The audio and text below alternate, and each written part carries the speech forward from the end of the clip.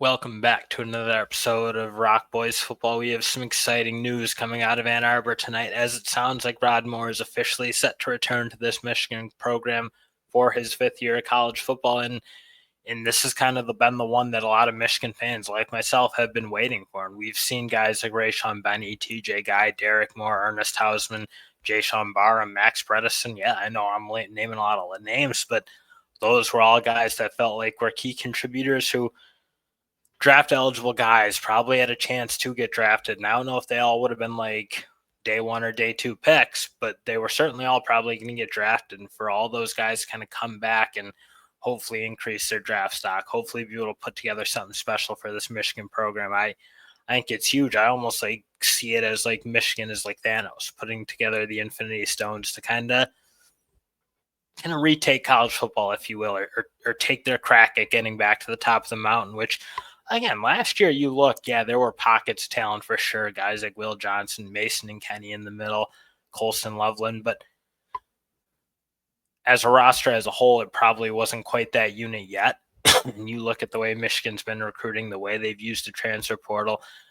I think you look, especially with some of these guys returning on the defensive side of the ball, that unit should be really, really good. It closed out the year at an exceptionally high level. And I like to think with all these returners in another year in that system that Michigan could have a really, really exciting defense. So before we get too deep into what Rod Moore kind of is bringing to that unit specifically, just wanted to thank all the Michigan fans for all the support going back to the 2023 season and the run to the national title, into the transition to Sherrone Moore, and frankly through the high or through the lows probably in the 2024 season, but obviously kind of coming off on a high note with the wins over Ohio State and Alabama, being able to land some huge commitments like Bryce Underwood, obviously Nate Marshall, hopefully Ty Haywood, we'll see. But we have appreciated all the support through all of it. It's been a blast talking this program. And again, it feels really good to kind of have some momentum again for this Michigan team. So we do really appreciate all the support. It's been a blast talking about it. So getting in, I think, with Rod Moore and why he's so important to this unit as you look, I mean, this is going to be a young secondary, especially young in terms of like how much they've played together. Jair Hill, obviously, and Zeke Berry, they've played together a fair amount. They've, I think, really ascended towards the end of last year. Maybe a bit of a slow start, especially for Zeke Berry at times, kind of going between that nickel spot and that corner spot. I still think he's probably going to end up playing nickel for the most part, but the ascendance of those two into really being big time players. But then you obviously look everywhere else, you're going to be pretty young. Josiah Edmond, TJ Metcalf, either the other safeties like a Brandon Hillman or Mason Curtis. If Shamari Earls is probably going to be that third corner, I think, for this Michigan program in 25, there's a chance you're going to be really young and kind of inexperienced, like really talented, but lacking a little of experience. And I think that's what's so important about what Rod Moore can bring in terms of, I mean, you hear all the quotes about what he is and what Wink Martindale would say about him being like, I mean, he's basically a coach on the field and how well he understands the game, how well he is in terms of knowing what he's supposed to be doing, what everyone else is supposed to be doing. I think you get a guy who really can be like the glue to that secondary and further along the development of these younger players who, again, I think on paper are super talented. So that's what you're excited about. But even last year, I think Michigan saw at times, especially when there were some injuries in that secondary, you saw some inexperienced play, some being out of position. You go to that Washington game and you just see Michigan secondary not necessarily playing like that Michigan secondary of 2023, which would be expected, I think, when you lose that much production and that much, not just like on-field production, but you think about what guys like Rod Moore, Mike Sanders still were for that program in 23, just special in between the years and their ability to understand that game and play together. So I like to think Rod Moore can be a huge asset to Michigan, not just in terms of what he can do. I mean, we know how good of a tackler he is. We know how good of taking the ball away he is, how he can play man coverage when they need him to and be versatile in that sense.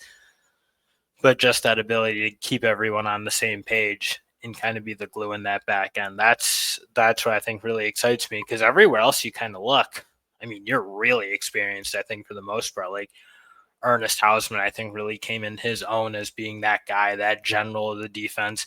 Jay-Sean Barham's played a ton of football, obviously going back to his freshman year at Maryland. And then you look at the defensive line, I think getting back those pieces, the three that obviously stand out, Moore, Pierce, or Moore, Guy, and Benny.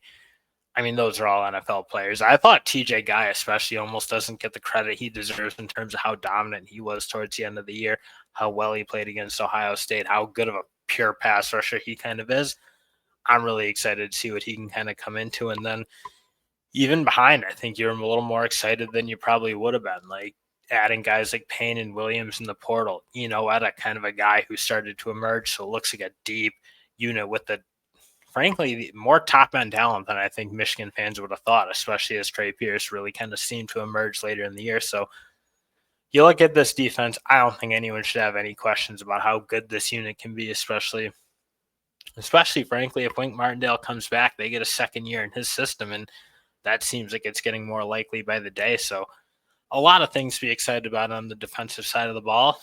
And clearly, probably what it's going to come down to is what can Bryce Underwood be. I think at the end of the day, he will be the one starting for this Michigan program on offense. And I think their success is going to hinge on him because I think a lot of Michigan fans kind of know and saw that they really didn't go light it up in the portal and add a ton of weapons. Like Donovan McCulley, certainly a good physical boundary wide receiver, not a super special player, not like an Eric Singleton or a Casey Concepcion, some of these other guys in the portal, but a guy who will give you good reps for sure.